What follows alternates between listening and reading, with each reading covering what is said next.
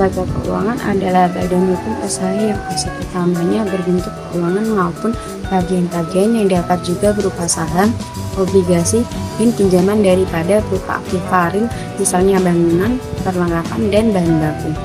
Lembaga keuangan ini sendiri adalah badan hukum kegiatan di bidang keuangan menarik uang dari masyarakat dan menyalurkan kembali kepada masyarakat.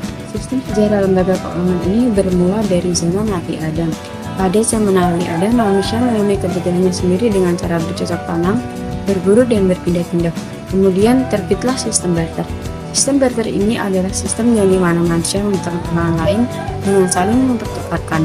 Namun, sistem barter memiliki kendala, yaitu kurang sesuai dengan keinginan atau kurang dibutuhkan, dan kemudian diganti dengan emas dan perak. Emas dan perak juga dianggap kurang fleksibel, kemudian diganti dengan uang kertas sebagai tanda milik atau uang tanda, dan dengan berkembangnya zaman terciptalah uang kartu, yaitu sejenis uang plat dan dicetak di kartu biasa atau kartu remi. Dan yang terbaru ini ada uang digital. Uang digital ini adalah mata uang atau aset berupa uang yang utamanya dikelola terutama melalui jaring internet. Ini yang baru-baru ini tercipta lagi, yaitu kripto. Kripto adalah aset digital yang dirancang untuk bekerja sebagai media pertukaran yang menggunakan kriptografi. Yang selanjutnya, kelembagaan keuangan.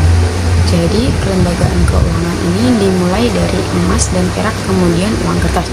Nah, kalian tahu nggak sih fungsi lembaga keuangan itu apa? Jadi, fungsi lembaga keuangan itu ada 5. Yang pertama sebagai transaksi, yang kedua sebagai perantara, yang ketiga sebagai lembaga pembangunan ekonomi, yang keempat sebagai lembaga kepercayaan, dan yang kelima sebagai lembaga pelayanan. Bentuk lembaga keuangan terdiri dari 2, yaitu lembaga keuangan perbankan dan lembaga keuangan non-perbankan. Keduanya menunjukkan otoritas jasa keuangan disebut sebagai industri jasa keuangan. Jadi, lembaga keuangan perbankan dan non-perbankan ini memiliki perbedaan. Ya, apa sih perbedaannya? Yaitu lembaga keuangan perbankan paling lengkap kegiatannya, namun lembaga keuangan perbankan kegiatannya hanya dimanfaatkan pada salah satu kegiatan keuangan saja. Dan lembaga keuangan perbankan dapat secara langsung menghimpun dana masyarakat dalam bentuk giro tabungan dan deposito berjangka. Berbeda dengan lembaga keuangan perbankan, mereka tidak dapat secara langsung menghimpun dana dari masyarakat dalam bentuk giro tabungan maupun deposito berjangka. Yang kemudian lembaga keuangan perbankan dapat menciptakan uang giral yang dapat memengaruhi jumlah uang yang beredar di masyarakat, dan lembaga keuangan non-perbankan tidak dapat menciptakan uang giral. Jadi, industri-industri jasa keuangan terdiri dari perbankan pasar modal, pembiayaan, asuransi, dana pensiun, pegadaian, dan keuangan mikro. Tingkat literasi dan inklusi keuangan di masyarakat Indonesia pada tahun 2016, tingkat literasinya hanya berjumlah 29,70%. Namun pada 2024, tingkat literasi ini meningkat menjadi 65,43%.